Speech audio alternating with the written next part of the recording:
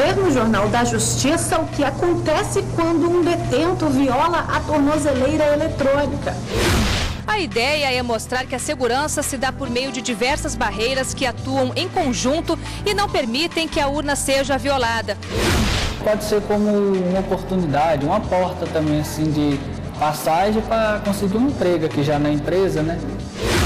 Fazer um trabalho desse com noivas que não têm recursos financeiros para isso é impagável.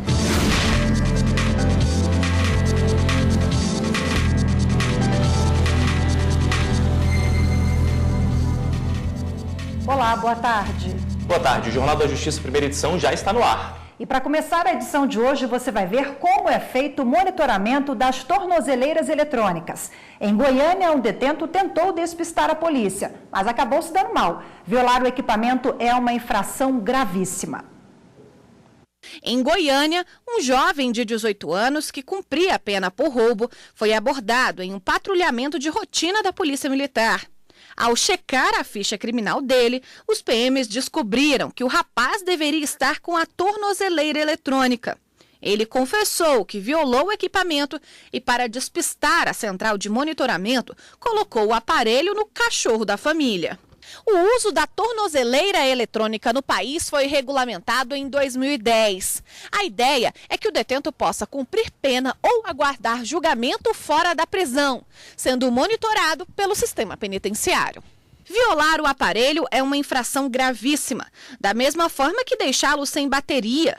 Cuidar dele é requisito fundamental para que o juiz da execução penal conceda este tipo de medida cautelar. A bula à tornozeleira é um evento sério e a central sendo comunicada sobre essa bula ou sobre o fim da bateria que vai permitir que a pessoa não seja mais enxergada, são os eventos mais graves e a prática demonstra que nesses casos o juiz opta pela revogação da medida. As centrais de monitoramento são como esta. Os agentes têm acesso 24 horas à temperatura do aparelho, à qualidade do sinal, nível de bateria e até a velocidade de deslocamento do monitorado.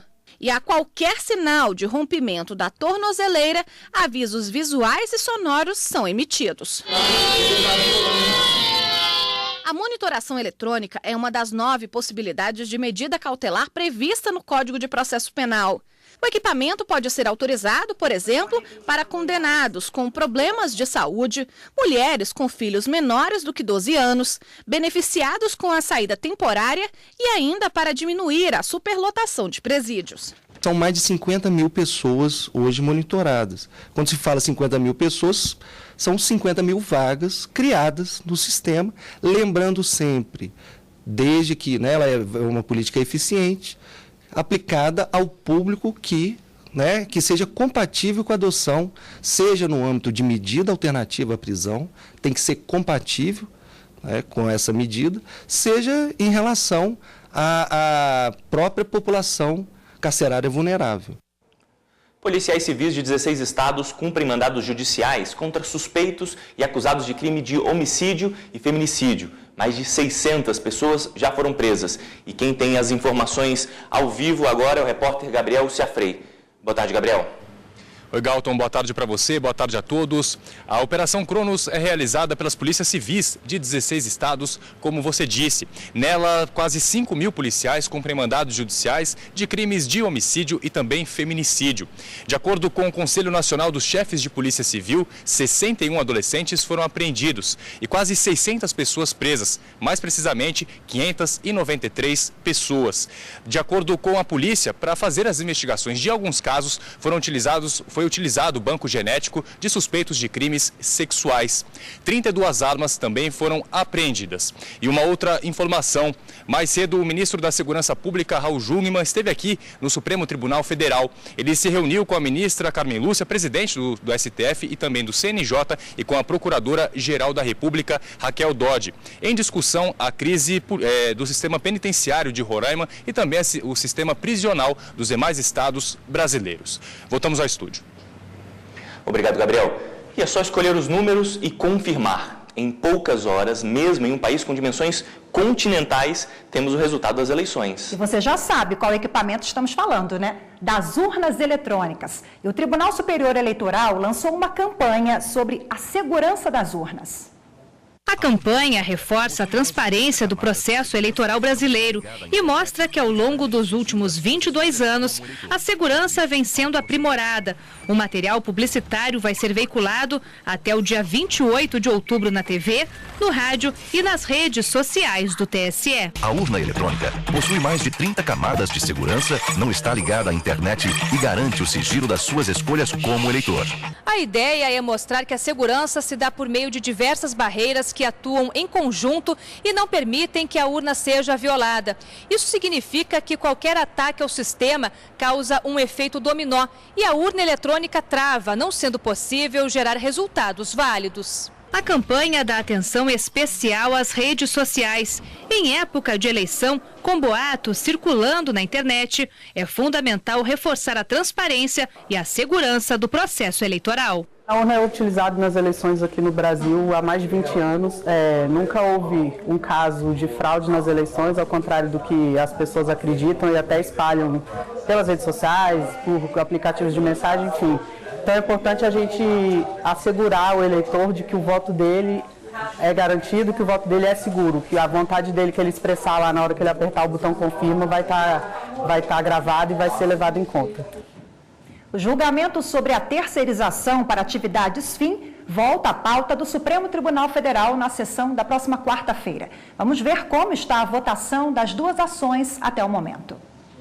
4 ministros votaram a favor que as empresas possam contratar serviços terceirizados, inclusive para atividades específicas. Na sessão desta quinta-feira, os ministros Alexandre de Moraes e Dias Toffoli destacaram que o fluxo de produção e o contexto globalizado do mundo atual levam à necessidade desse tipo de contratação. Não há no sistema de produção capitalista, que, volto a dizer, foi consagrado pela Constituição, não compete ao Estado determinar, e o Estado aqui, legislativo, executivo ou judiciário, não compete ao Estado determinar um único modo de organização, de fluxo de produção, compete ao empreendedor. A realidade econômica mundial é uma outra realidade, é um outro mundo.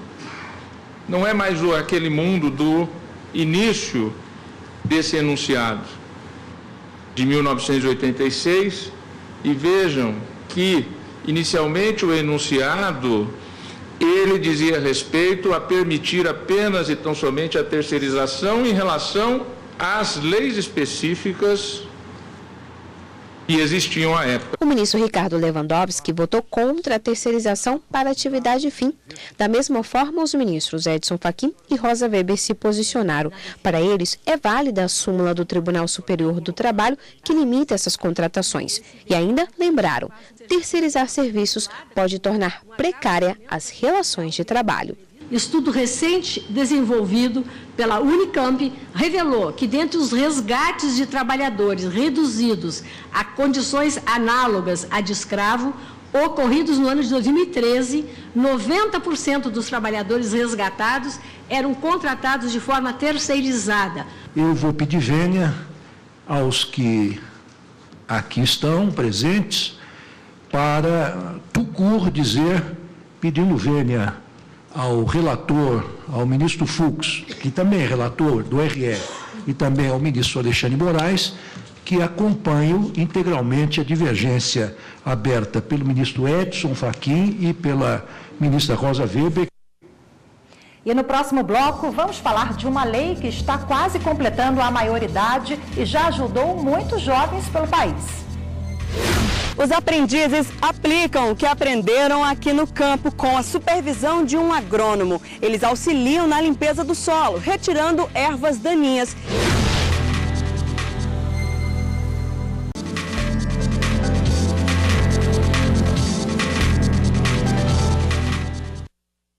Sabe qual é uma das melhores formas de se combater o trabalho infantil? Dando oportunidade desde cedo. Já tem quase 18 anos, que uma lei específica tem contribuído e muito com isso. Na agroindústria, por exemplo, jovens são capacitados para entrar no mercado rural. A repórter Gisele Mourão visitou uma propriedade que atua na formação profissional de jovens, que assim como os pais, eles têm paixão pela vida no campo. Aqui nessa fazenda, que fica perto de Brasília, no Distrito Federal, o trabalho não para. Vários legumes e verduras, como cenouras, batatas e cebolas, são plantadas, colhidas e separadas para serem distribuídas por todo o Brasil. Toda essa produção é feita pelos trabalhadores rurais. Muitos trabalham aqui há mais de 10 anos e têm amor pelo que fazem. Tanta paixão que os filhos acabaram herdando esse amor pelo campo. A oportunidade de os jovens aprenderem mais sobre essa profissão surgiu com a Lei da Aprendizagem. Filha de uma empregada da fazenda, Camila se candidatou à vaga de jovem aprendiz assim que soube da novidade. Aqui no meio de toda essa plantação, ela estuda e também coloca a mão na terra. Achava que eu não conseguiria, mas quando entrei, que eu fui ter a minha experiência prática, vi que também não era aquele bicho de 7 cabeças, aí surgiu também a vontade de fazer um curso técnico em agropecuária, em agronomia. A contratação dos 40 aprendizes desta fazenda foi feita com base na Lei 10.097 de 2000, conhecida como a Lei da Aprendizagem. De acordo com a norma, estabelecimentos de qualquer natureza são obrigados a empregar e matricular nos cursos dos Serviços Nacionais de Aprendizagem número de aprendizes equivalente a 5% no mínimo e 15% no máximo dos trabalhadores existentes, cujas funções demandem formação profissional. A norma também determina que a contratação deve ser efetivada pela empresa, com assistência de entidades qualificadas em formação técnico-profissional metódica, que no caso das atividades do campo é o Serviço Nacional de Aprendizagem Rural, o Senar. A aprendizagem no meio rural, ela dá da seguinte forma: a empresa contratante ou a fiscalização do trabalho, ela vai confirmar, vai ver a obrigatoriedade dessas cotas, né, do cumprimento das cotas de aprendizagem. A partir disso, a empresa vai procurar o Senar para ver se tem algum curso que atenda a sua área fim. O Senar ele vai analisar a empresa, vai ver se está contribuindo para a instituição e vai personalizar um curso de acordo com a demanda da empresa. Então, se for, por exemplo, uma empresa de fruticultura, o Senar vai olhar dentro dos cursos que a gente já tem cadastrados no Ministério do Trabalho e vai adaptar a grade curricular de acordo com a vivência da empresa. Os aprendizes aplicam o que aprenderam aqui no campo com a supervisão de um agrônomo. Eles auxiliam na limpeza do solo, retirando ervas daninhas e no raleio, que é a retirada do excesso de mudas ao redor da plantação. Me ajudou a conhecer um pouco mais e também a conhecer novas pessoas, né? Isso aqui também pode ser como uma oportunidade, uma porta também assim de passagem para conseguir um emprego aqui já na empresa, né? Por causa que em vários setores que a gente atuou já dá para as pessoas saberem uma base assim, a respeito da gente. Isso como uma oportunidade. Em abril de 2018, o Serviço Nacional de Aprendizagem Rural e o TST assinaram um protocolo de intenções para a aprendizagem no meio rural para estímulo à aprendizagem. Desde 2004, mais de 27 mil jovens passaram pelos cursos de aprendizagem rural em todo o país. E para falar mais sobre a importância da aprendizagem, hoje nós temos uma convidada especial aqui no estúdio do Jornal da Justiça, a ministra do Tribunal Superior do Trabalho, Kátia Arruda. Boa tarde, ministra. Boa tarde. Boa tarde, ministra. Primeiro eu queria que a senhora explicasse o que é a lei de aprendizagem, para a gente começar o papo aqui esclarecendo, inclusive algumas questões como a idade, por exemplo, né? Exatamente. A lei da aprendizagem existe desde 2000 e ela visa garantir a unidade entre escola e aprendizagem técnica para garantir o futuro dos nossos jovens. Essa lei só pode ser aplicada a jovens a partir de 14 anos, porque é assim que prevê a nossa Constituição Federal. A partir de 14 anos é possível ser aprendiz. E com isso, o aprendiz vai ter acesso a conhecimentos técnicos e práticos na empresa, sem deixar a escola, o que é fundamental. E esse trabalho tenta conscientizar as empresas sobre essa importância de se contratar o jovem desde cedo? Sim, porque o número de aprendizes no Brasil ainda é pequeno diante do percentual possível. Nós poderíamos ter em torno de 1.100.000 aprendizes e nós temos uma previsão que muda ano a ano, mas em torno de 400 mil. Ou seja, somente 40% da lei da aprendizagem está sendo cumprida. Agora, o trabalho é um trabalho árduo.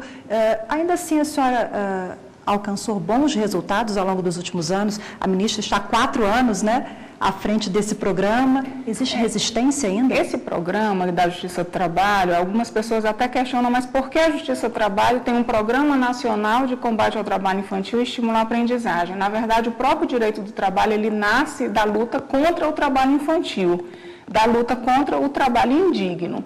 E, a partir daí, há uma distinção enorme entre o que é trabalho infantil e o que é a aprendizagem. A aprendizagem, ela é legal, o jovem tem direitos, ele está se qualificando para o futuro. No trabalho infantil, ao contrário disso, ele está exposto, é uma atividade ilícita, é uma atividade que pode causar a ele acidentes de trabalho, mutilações e que não é permitida em nossa Constituição. E para falar sobre o tema, existe inclusive um documentário que vai ser lançado agora domingo aqui na TV Justiça, que chama Aprendizagem, o Futuro em Construção, às 10 horas da noite, esse lançamento. Conta um pouquinho para a gente sobre esse documentário. Esse documentário foi feito a partir de diversos depoimentos de aprendizes. Nós procuramos selecionar aprendizes do campo, da indústria, do comércio, e mostra a mudança na vida desses jovens e também a mudança na vida das empresas, porque as empresas também ganham com o aprendiz. Há todo um trabalho que é feito, não apenas do ponto de vista social, mas se nós pensarmos que esse aprendiz, ele veste a camisa da empresa, ele está sendo qualificado pela empresa, portanto, ele vai ser um trabalhador no futuro dessa empresa mais engajado e mais consciente, nós chegamos à conclusão de que todos ganham. Ganha o jovem, ganha a empresa e ganha a sociedade. Não tem preço esse trabalho, né, ministra? É um trabalho extremamente gratificante, né? Por isso é que é uma conscientização permanente, né? Eu diria como o poeta, o caminho se faz ao andar, então nós temos que dar passos todos os dias. Rapidamente, antes de encerrar, vamos mostrar um pouquinho a cartilha aqui que a senhora trouxe. É uma cartilha realizada pelo Tribunal Superior do Trabalho, que traz justamente respostas, né, inclusive, esclarecimentos sobre a lei da aprendizagem. Nessa aqui nós colocamos 50 perguntas e respostas sobre trabalho infantil e diferenciando da aprendizagem. E nessa cartilha, que foi feita pelo nosso Programa Nacional em colaboração com o TRT de Santa Catarina, o Guia do Jovem Aprendiz. Ministra, obrigado pela sua participação aqui no Jornal da Justiça. Eu que agradeço. Obrigada mais uma vez, até a próxima. Falta de pagamento por pensão alimentícia pode dar prisão, mas o Superior Tribunal de Justiça concedeu habeas corpus a um pai que conseguiu provar que, apesar dele estar sem recursos, o filho não estava desamparado. O não pagamento dos alimentos pode ser motivo de prisão para o devedor, conforme previsto no Código Civil. A medida tem caráter pedagógico, pois usa a coerção como meio de se fazer cumprir a obrigação do alimentante e de garantir a pensão alimentícia. Pela lei, a prisão civil é determinada pela falta de pagamento das 3 últimas parcelas anteriores à data do ajuizamento. Quando você decreta a prisão, geralmente o devedor paga, o alimentante paga. Esse dinheiro aparece, vem, a família empresta, ele vende alguma coisa, então ele paga. E o alimento é sagrado. A criança, o detentor desse alimento, o alimentado, ele precisa desse valor para comer, para estudar, para morar, para se vestir e um pequeno lazer. É preciso lembrar que nos casos em que o alimentante comprovar não ter condições de liquidar a dívida, é possível fazer uma revisão dos alimentos e até mesmo o relaxamento da prisão. A norma ela não pode ser extremamente rígida. Quando você descobre por provas e detecta que o devedor não pagou por livre vontade, ele não pagou porque não tinha condições. Mas a prisão pela dívida alimentar possui natureza excepcional, justificável quando for medida indispensável ao pagamento e quando representar maior efetividade com a mínima restrição de direitos do devedor. Esse é o entendimento dos ministros da 3ª turma ao julgar o habeas corpus de um homem que teve um mandado de prisão decretado por uma dívida de alimentos. No recurso, ele alegou que, apesar de não quitar as dívidas, seu patrimônio já havia sido penhorado em mais de R$147 mil, incluindo a casa em que morava, o que demonstrava que o filho não estava desamparado. Além disso, o alimentando é maior de idade, cursa faculdade e trabalha, e, portanto, a prisão não se justifica. O relator da ação no STJ, ministro Marco Aurélio Belize, acolheu os argumentos. Para o ministro, apesar do valor em aberto, o que foi recolhido até o momento é suficiente para suprir as necessidades do filho, o que retira o caráter de urgência que integra o chamado risco alimentar. A necessidade de prisão civil foi afastada e concedido o habeas corpus. E a seguir, voluntários que realizam sonhos. Fazer um trabalho desse com noivas que não têm recursos financeiros para isso é impagável.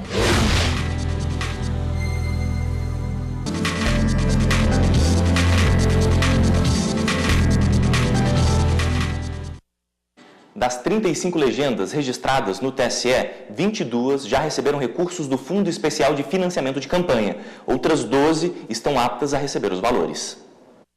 Mais de 1 bilhão e 700 milhões de reais do Fundo Especial de Financiamento de Campanha serão transferidos aos diretórios nacionais dos partidos políticos com registro no Tribunal Superior Eleitoral. A tabela com a distribuição das cotas está disponível no site do TSE. Dos 35 partidos registrados, 22 já receberam os recursos. São eles DEM, Avante, PRB, PROS, PSC, PT, PTC, MDB, PATRI, PHS, PMN, POD, PPS, PR, PRP, PRTB, PSD, PSDB, PSL, PSOL, PV e SD. Outras 12 legendas estão aptas a receber os valores nos próximos dias. PSTU, PDT, PMB, PP, PTB, Rede, PCB, PCdoB, DC, PCO, PPL e PSB. O Partido Novo é o único que não vai receber recursos do fundo eleitoral. A legenda decidiu abrir mão do valor e já comunicou ao TSE. Os recursos do fundo de campanha que não forem utilizados pelos partidos políticos ou então não repassados pelo TSE aos partidos políticos, ao final do ano serão devolvidos ao Tesouro Nacional, que é a origem do recurso. Os recursos do Fundo Especial de Financiamento de Campanha são liberados somente às legendas que informaram ao TSE a definição dos critérios para a distribuição dos valores. Entre as regras está a obrigação de aplicação mínima de 30% do total recebido para investimento nas campanhas das candidatas mulheres do partido ou da coligação. A cada 72 horas, os partidos e candidatos são obrigados a apresentar relatórios financeiros à Justiça Eleitoral.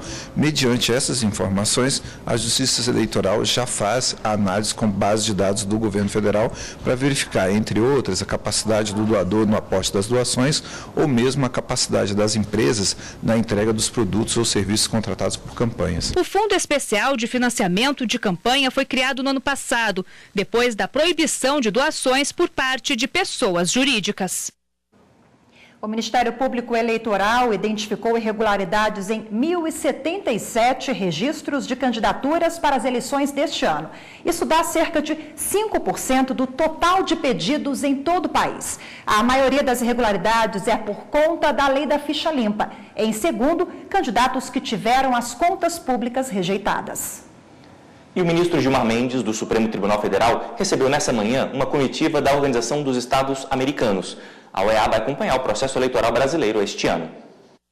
A chefe da missão é a ex-presidente da Costa Rica, Laura Chinchilla.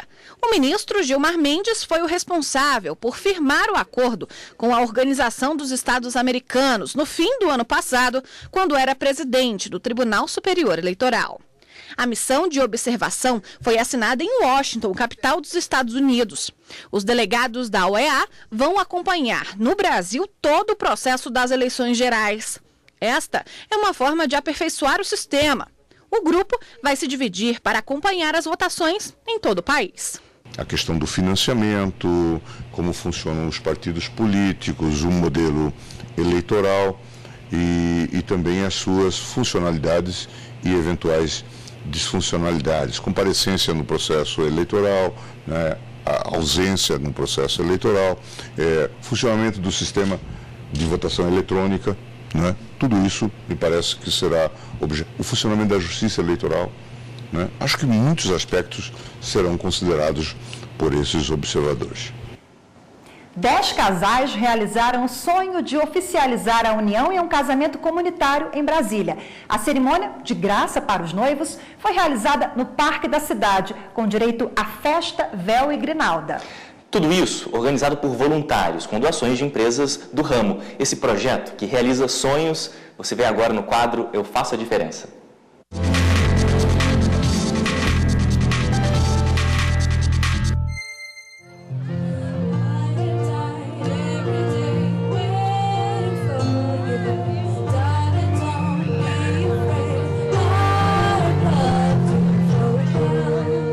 Realizando sonhos, né, de muitas mulheres que não podem, então poder ter uma chance de acreditar que você vai ter esse sonho, né, realizado. Era um sonho dela, de casar, de noiva, e quando a gente casa é isso, é você realizar não só os seus sonhos como noivo, também o sonho da noiva.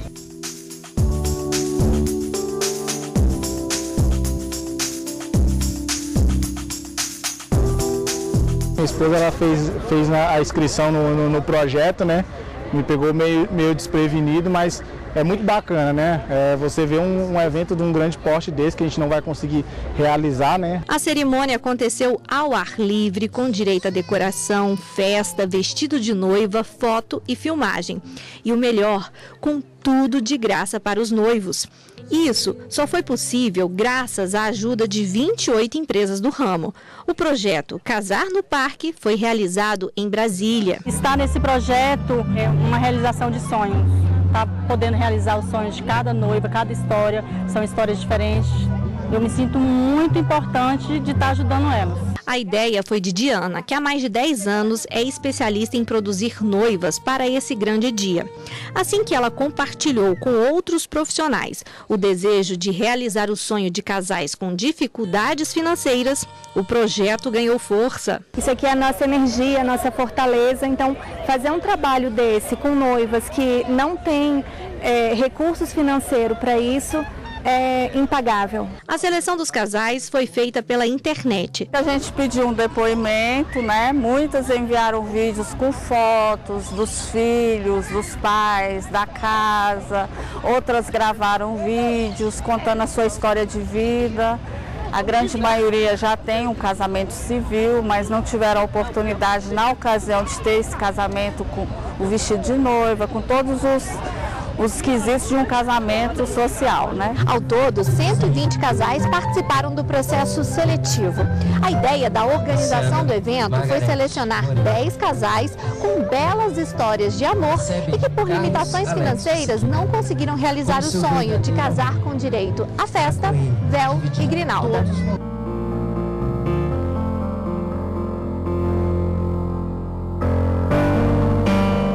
Fase, né, na vida deles. É uma fase, acho que esse momento marca justamente esse novo nível, esse novo caminho que eles estão traçando. Então, a mensagem é sempre no sentido de união, de companheirismo, de lutar pela família deles, sempre juntos.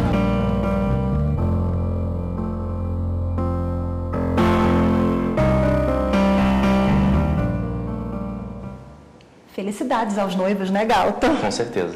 O Jornal da Justiça, a primeira edição, fica por aqui. Boa tarde e até segunda-feira. Boa tarde para você e um ótimo fim de semana.